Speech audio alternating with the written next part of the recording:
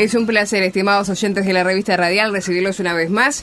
Facebook daña a los niños y debilita la democracia. Ese fue el testimonio de una ex empleada de la red social ante el Senado de Estados Unidos. Frances Hogan se ha convertido en una figura clave en el escrutinio de que la red social enfrenta desde hace varias semanas. Nos vamos a referir a 3 problemas inesperados que está generando en Sudamérica la histórica sequía del río Paraná y a una mujer que superó la depresión gracias a un implante experimental en su cerebro. Saludo a quienes me acompañan hoy. Pastor Alberto Díaz, ¿cómo le va? Una bendición estar con ustedes. Bueno, Alberto, es un placer tenerte como siempre. Saludamos a Ian Aices. ¿Cómo estás, Ian? Bienvenido. Bien, gracias a Dios. Bueno, muy Ian, bien. Lo mismo decimos. Un placer tenerte, al igual que a Walter Arbilli, quien está en estudios con nosotros. ¿Cómo estás, Walter? Contento de poder estar juntos. Muy bien. Varios temas vamos a estar compartiendo junto a ustedes. En este caso, contarles que una mujer superó la depresión gracias a un implante experimental en su cerebro. Información que tomamos de BBC Mundo. Contarles que, dice esta mujer, cuando estaba en lo más hondo de la depresión, todo lo que veía era feo. Mi vida diaria se había vuelto tan limitada, me sentía torturada cada día, apenas me movía o hacía alguna cosa. Así describe Sara, una mujer de 36 años, cómo era su cotidianidad hasta hace poco más de un año, cuando se encontraba agotada por la depresión tras intentar numerosos tratamientos fallidos durante los años previos, que incluían la administración de pastillas e incluso terapia por electrochoque. Nada parecía funcionar. Había agotado todas las opciones posibles de tratamiento, dice Sara. Entonces surgió la oportunidad de intentar algo distinto, una solución experimental nunca antes empleada en el mundo y que hasta la fecha solamente ha sido probada con ella. Para ello, era necesario insertar bajo el cuero cabelludo una pequeña cajita que contenía una batería y un generador de impulsos eléctricos. Luego, había que abrir pequeños agujeros en su cráneo para colocar los cables que darían seguimiento y estimularían su cerebro. La cirugía a la que tenía que someterse podría sonar aterradora, pero Sara asegura que la posibilidad de lograr cualquier tipo de alivio era mejor que la oscuridad en la que estaba viviendo. Ella cuenta que al despertar estaba eufórica. Cuando el implante fue activado por primera vez, mi vida dio un vuelco de inmediato. Mi vida volvió a ser placentera. A las pocas semanas, los pensamientos suicidas desaparecieron, afirma Sara. Un año más tarde, sigue estando bien Sara y no padece de efectos secundarios. Este dispositivo ha mantenido mi depresión a raya, permitiéndome ser la mejor versión de mí misma y reconstruir una vida que merece la pena, afirma.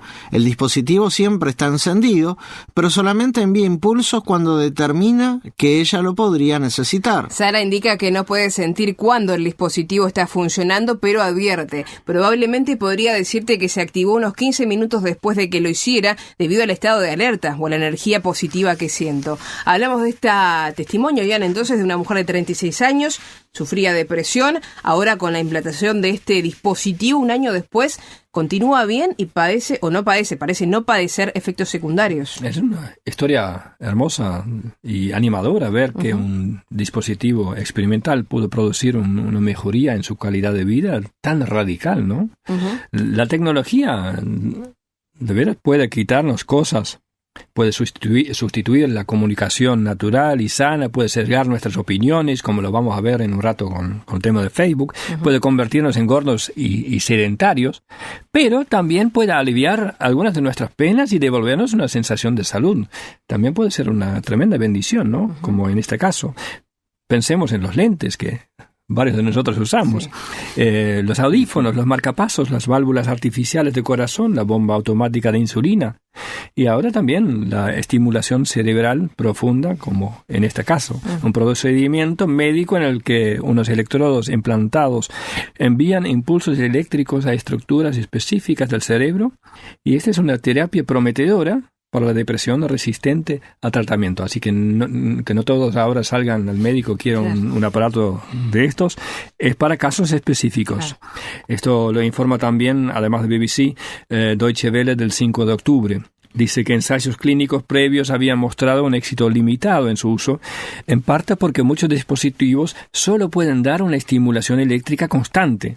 y normalmente centrada en una única zona del cerebro, por lo que no podían responder a la variabilidad de los síntomas del paciente.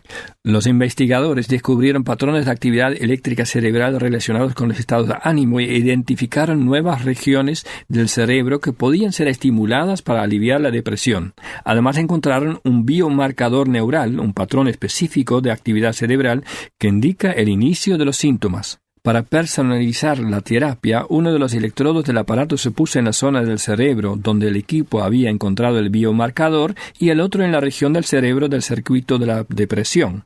El primer electrodo controla constantemente la actividad y cuando detecta el biomarcador, señala al otro electrodo que administre una pequeña dosis de electricidad durante 6 segundos, lo que hace que cambie la actividad neuronal. Muchas veces nosotros pensamos que depresiones tienen que ver con problemas emocionales o morales no resueltos, y muchas veces es así, pero a veces nos olvidamos que el cerebro también es un órgano que puede enfermarse. Y no quiero entrar ahora en la discusión filosófica acerca de si somos nuestro cerebro o si tenemos un cerebro, aunque la observación de que el cerebro es un órgano más ya prácticamente contesta la pregunta. La Biblia claramente nos declara que la muerte y el dolor entraron por el pecado. Por el pecado, el mundo, que era perfecto, ya no lo es. Podemos ver aún mucho de la perfección de la creación, pero desde que el pecado entró al mundo, un proceso de deterioro comenzó que nadie puede parar. Podemos frenar quizás este deterioro con un estilo de vida saludable, con medicamentos y terapias. Podemos sustituir funciones que perdimos, capacidades que perdimos mediante la tecnología, pero a la larga, todos nosotros envejecemos y moriremos. Nadie tiene vida eterna. Todos dicen que sí, pero ¿es cierto eso? ¿Nadie tiene vida eterna? Leo en mi Biblia, en la primera carta de Juan, capítulo 1, de alguien que no solo tiene vida eterna en sí mismo, sino que también da la vida. Y esta persona es Jesucristo, el eterno Hijo de Dios. Él, siendo el creador de todas las cosas, hizo hombre y se dio a conocer. Leo así: porque la vida fue manifestada, y la hemos visto y testificamos y os anunciamos la vida eterna, la cual estaba con el Padre y se nos manifestó. Lo que hemos visto y oído, eso os anunciamos, para que también vosotros tengáis comunión con nosotros, y nuestra comunión verdaderamente es con el Padre y con su Hijo Jesucristo. Estas cosas os escribimos para que vuestro gozo sea cumplido.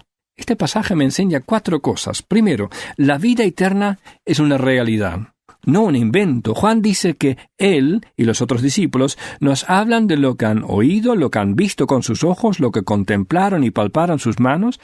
El Evangelio, la buena noticia de la vida eterna en Jesucristo, es verdad, una verdad comprobable. En segundo lugar, el Evangelio, la buena noticia de la vida eterna en Jesucristo, debe ser compartida.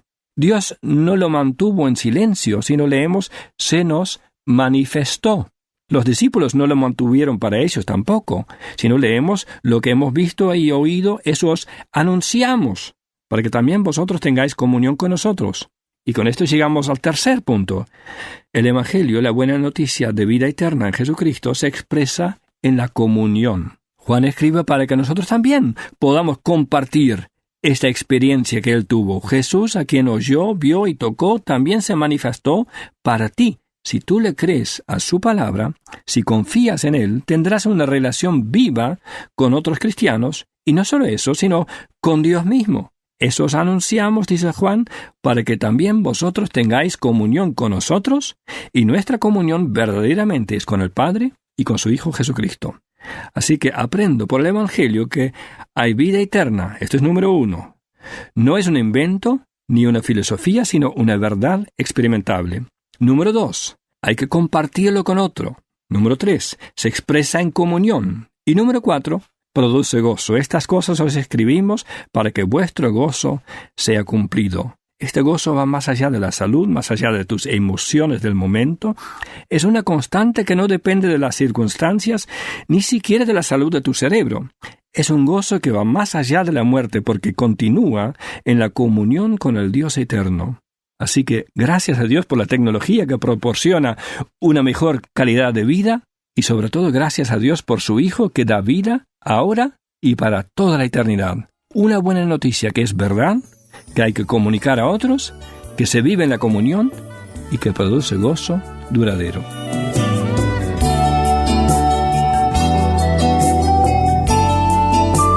Seguimos adelante en la revista radial. Vamos a hablar de 3 problemas inesperados que está generando en Sudamérica la histórica sequía del río Paraná. Información que también tomamos de ese mundo. Es el segundo río más largo de Sudamérica, después del Amazonas, y es vital para la población, la economía y el medio ambiente de los 3 países que atraviesa: Argentina, Paraguay y Brasil. Por eso, la sequía que afecta al río Paraná, que ya hace 2 años está en sus niveles más bajos en casi 8 décadas, está teniendo graves consecuencias en esas naciones.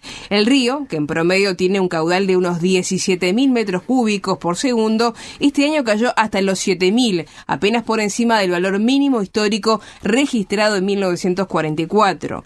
No es difícil imaginar que una bajada del caudal tan pronunciada está afectando a las comunidades que viven en la zona y que dependen del río para obtener el agua que beben y el pescado con el que muchos subsisten económicamente. Los biólogos advierten que la sequía también está afectando a los ecosistemas de la zona, alterando el equilibrio natural del cual dependen centenares de especies vegetales y animales. Pero la fuerte caída en el caudal de la que es una de las principales autopistas fluviales de Sudamérica está teniendo impactos que van mucho más allá de sus riberas. Vamos a hablar, Ian, entonces de 3 problemas que está generando la sequía del Paraná. En este caso, uno de ellos tiene que ver con el problema de los granos. Contame un poco de qué va. Sí, porque aunque el Paraná sigue siendo transitable por tratarse de un río muy ancho y profundo, el descenso del caudal obligó a enormes barcos que llevan los granos a limitar su capacidad de carga, encareciendo los costos del transporte. Otro de los problemas, Ian, es el problema energético. Sí, porque sobre el río hay decenas de represas, incluyendo 2 de las más importantes de la región: Itaipú, compartida por Brasil y Paraguay, y Yacyretá, en la frontera entre Paraguay y Argentina. La entidad binacional Yacyretá informó que están operando 15 de sus 20 turbinas, pero se genera solo el 40% de la potencia instalada en la central debido al bajo caudal del Paraná. Otro de los problemas, Ian, tiene que ver con el contrabando que se genera. Sí, ante la imposibilidad de usar los pasos fronterizos con Argentina por la decisión de ese país de mantener su frontera terrestre cerrada desde marzo del 2020 para contener la COVID-19, muchas personas han aprovechado la bajante del Paraná para cruzar ilegalmente a Paraguay y evitar así un vuelo muy caro. Claro. Pero el cruce ilegal a través del lánguido Paraná también es usado para traficar mercadería también desde Brasil, que comparte con Paraguay un tramo de este río y otro del aún más seco río Paraguay. Bueno, Walter, ¿cuántas consecuencias trae la sequía, no? Sí, y parece que fuera algo caprichoso, pero bueno, sabemos que la naturaleza hoy por hoy está cambiante y bueno, y lo que hace muchos años habrán calculado, no sé cuándo comenzó, el tráfico para a través de los ríos desde la época colonial, ¿verdad? Sí. Y bueno, se han utilizado sin mayores complicaciones, pero bueno, se pueden dar muchas explicaciones de por qué esta sequía y varias de sus consecuencias, ¿no? En la Biblia la sequía, cuando la vemos, generalmente es una de las maneras que tuvo Dios para llamar la atención, por ejemplo, a su pueblo, para que volvieran a los caminos de Dios. En realidad no puedo decir que esto sea el caso, ¿no? Pero sí me gustaría que pensemos juntos cuando nos toca la sequedad espiritual, ¿no? Acá en este artículo se pueden ver 3 consecuencias asociadas, pero ¿qué pasa cuando vivimos en una sequía espiritual? Y lo primero que quiero decir es que la sequía espiritual es por causa nuestra. Dios siempre quiere saciarnos de las aguas que saltan a la vida eterna, como lo podemos ver allí en el Evangelio de Juan, capítulo 4:14, cuando Jesús habla con la mujer samaritana, que dice así en esta versión, traducción viviente, dice: «Pero todos los que beban del agua que yo doy no tendrán sed jamás. Esa agua se convierte en un manantial que brota con frescura dentro de ellos y les da vida eterna». Pero muchas veces los hijos de Dios nos comportamos como el pueblo de Israel en la antigüedad, que en su momento Dios lo anunció y lo denunció a través del profeta Isaías en el capítulo 58. No voy a leer todo el capítulo, les invito después a los oyentes a leerlo, ¿no? Pero realmente muchas veces los creyentes realizamos una falsa adoración y un servicio a Dios que no le agrada, ¿no? Y dice así, voy a leer algunos textos salpicados del capítulo 58, dice: «Háblele a mi pueblo Israel», hablando de Isaías, «de sus pecados. Sin embargo, se hacen los piadosos, vienen al templo todos todos los días y parece estar encantados de aprender todo sobre mí. Actúan como una nación justa que nunca abandonaría las leyes de su Dios. Me piden que actúe a su favor, fingiendo que están o que quieren estar cerca de mí. Y después dice, ¿de qué sirve ayunar si siguen con sus peleas y riñas? Con esta clase de ayuno nunca lograrán nada conmigo. Ustedes se humillan al hacer penitencia por pura fórmula, como algo mágico, como decir, bueno, yo me ayuno y me aseguro que vos vas a estar conmigo. Pero esta no es la clase de ayuno, dice Dios. Quiero que pongan en libertad a los que están encarcelados injustamente, alivien la carga de los que trabajan para ustedes, dejen en libertad a los oprimidos y suelten las cadenas con que atan a la gente. Compartan su comida con los hambrientos y den refugio a los que no tienen hogar. Denle ropas a quienes lo necesitan y no se escondan de parientes que precisan su ayuda. Entonces su salvación llegará como el amanecer, y sus heridas sanarán con rapidez. Su justicia los guiará hacia adelante, y atrás los protegerá la gloria del Señor. También después más adelante dice, alimenten a los hambrientos, y ayuden a los que están en apuros. Entonces su luz resplandecerá desde la oscuridad, y la oscuridad que los rodea será tan radiante como el mediodía. El Señor los guiará continuamente, les dará agua cuando tengan sed, y restaurará sus fuerzas. Serán como un huerto bien regado. Y muchas veces los cristianos tenemos, o los hijos de Dios, tenemos formas aparentes de ser buenos cristianos. Vamos todos los domingos, vamos incluso a muchas reuniones de organización, pero realmente estamos viviendo a diario de la fuente de las aguas eternas, que es la persona del Señor Jesucristo por medio de su palabra. ¿Los demás se dan cuenta que estoy siendo saciado por Jesús, o estoy tratando de saciar con lo que el mundo nos ofrece, o me quiero saciar con mis pensamientos y sentimientos y no llevarlos cautivos a la obediencia a Cristo, como nos invita la segunda carta de Corintios, capítulo 10, 4, 5, dice, porque las armas de nuestra milicia no son carnales, sino poderosas en Dios para la destrucción de fortalezas, derribando argumentos y toda altivez que se levanta contra el conocimiento de Dios y llevando cautivo todo pensamiento, ¿a qué? A la obediencia a Cristo. Hay 3 consecuencias generales de nuestra sequía espiritual y una mala saciedad espiritual, por decirlo así. Por lo tanto, no tratemos de saciar con los intensos deseos de nuestro placer físico, o el deseo insaciable por todo lo que vemos, o el orgullo de nuestros logros, como nos advierte la primera carta de Juan en el capítulo 2, versículo 16.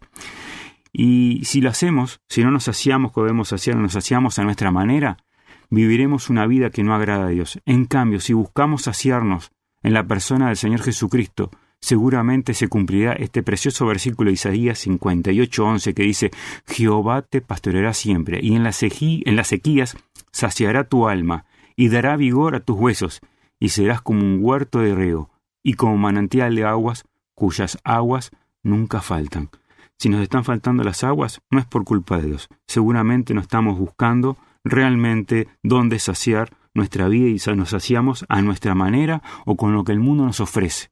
Como leíamos allí en la primera carta a Juan, capítulo 2, 16, dice, saciarnos con el intenso placer, el intenso deseo del placer físico, un deseo insaciable por todo lo que vemos y el orgullo de nuestros logros y posesiones. Que podamos realmente saciarnos en la persona del Señor Jesucristo para vida eterna.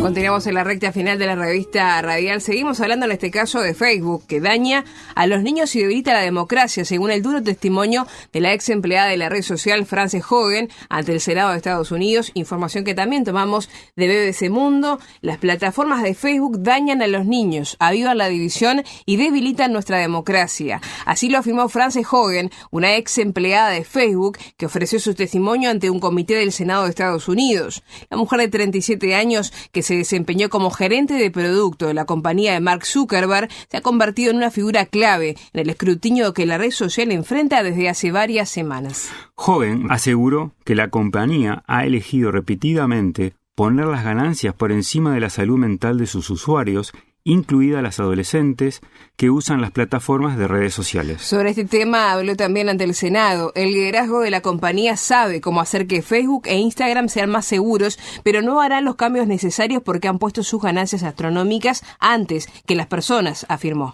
Los senadores de izquierda y derecha expresaron su preocupación de que el gigante de las redes sociales sea demasiado grande y demasiado poderoso.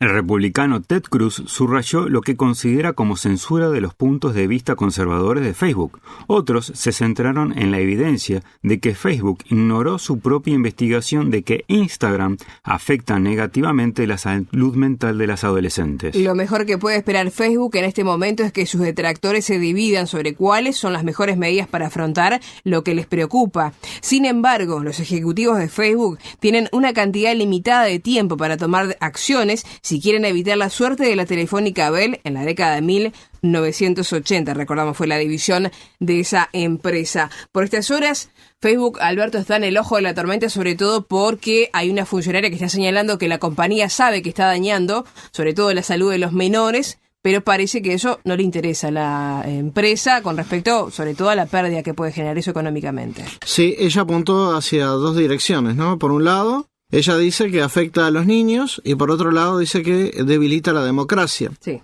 Y es un duro testimonio. Ahora la pregunta es ¿por qué Facebook daña a los niños? Porque es una declaración bastante estruendosa cuando uno la escucha. Uh-huh. Ahora, según ella misma, según su denuncia, el daño es psicológico y emocional.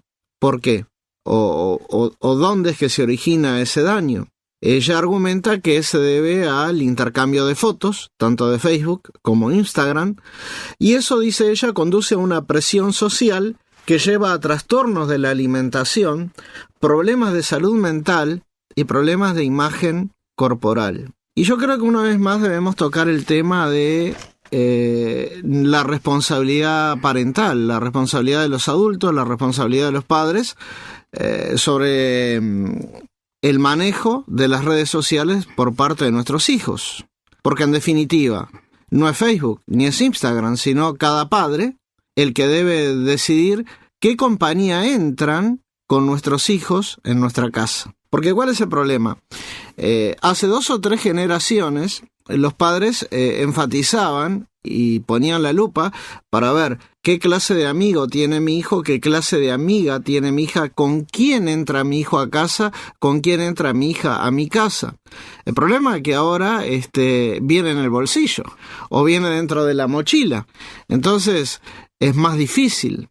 Una mala compañía o una mala influencia hoy día no es tanto personal, sino que quepe en el bolsillo, repito, de un jeans o de una mochila. Así que como padres debemos estar informados sobre lo que miran y con quién se supone que están intercambiando información nuestros hijos del otro lado. Yo comentaba fuera de micrófonos hace un par de meses atrás que me había resultado muy interesante un comercial a favor de la protección a la infancia y a la adolescencia que había hecho una compañía de cosméticos de una multinacional mostrando bien digo, sí, al inicio de ese spot el rostro de quien parecía que era una mujer joven, pero a medida que se iba quitando el maquillaje era una niña y ahí se enfatizaba la presión que ejercen las redes sociales. Todo esto está relacionado con la necesidad de aceptación, todo esto está relacionado con el hecho de levantar la autoestima, adoptando estilos, modas y lenguajes que muchas veces no son apropiados. Entonces yo creo que nunca la Biblia es tan necesaria para enseñar valores a nuestros hijos. Nuestros jóvenes, nuestros adolescentes, nuestros muchachos y chicas deben ser enseñados en que la belleza no es exterior, no por capricho, no por conveniencia, sino como Dios le dio ese testimonio al profeta Samuel en 1 Samuel capítulo 16, versículo 7. Y Jehová respondió a Samuel: no mires a su parecer ni a lo grande de su estatura, porque yo lo desecho. Porque Jehová mira no lo que el hombre mira, porque el hombre mira lo que está delante de sus ojos, mas Jehová mira el corazón. Y hoy en las redes sociales tenemos mucha exposición de físicos, de rostros, por todas partes.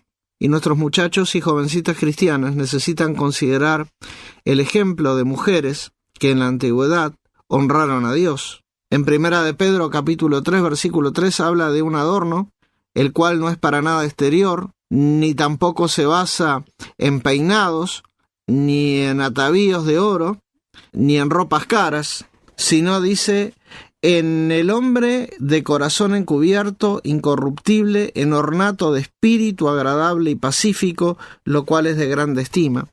En Primera de Pedro, capítulo 3, para contextualizar, Dios habla a los maridos y les dice qué es lo que deben enfatizar y cómo deben mirar a sus esposas y qué deben mirar de ellas. Hoy vivimos en una época donde se exalta la frivolidad, donde se exalta lo físico sobre lo intelectual y sobre lo espiritual. Pero yo quiero decirles algo, este no es un problema de los adolescentes y de los jóvenes, sino también de los mayores. Porque en alguna revista cristiana decía que tanto Facebook como Instagram estaban saliendo de lo social para desplazarse lentamente a un terreno ya casi que de lo erótico. Y eso no es bueno. Entonces, ¿cómo se sale de todo esto? ¿Cómo nos mantenemos? Bueno, hay un buen consejo en la palabra de Dios. Ocupémonos de agradar a aquel que nos amó hasta la cruz. Busquémosle, agradarle y darle gloria. En Primera de Timoteo, capítulo 4, versículo 12, dice la Escritura, ninguno tenga en poco tu juventud, pero sé ejemplo de los fieles en palabra, dice la versión antigua en conversación, que lo podemos traducir en conducta, en caridad, que lo podemos traducir como amor, en espíritu, fe y limpieza. Así que más allá de la época y más allá de las circunstancias, sea que tienes 15, 17, 52 o 47 años, ocupémonos de agradar a aquel que nos amó y que dio su vida en la cruz del Calvario por nosotros, tratando de mantenernos en fidelidad, en conducta, en amor, en espíritu, en fe y en santidad, porque sin santidad nadie verá al Señor.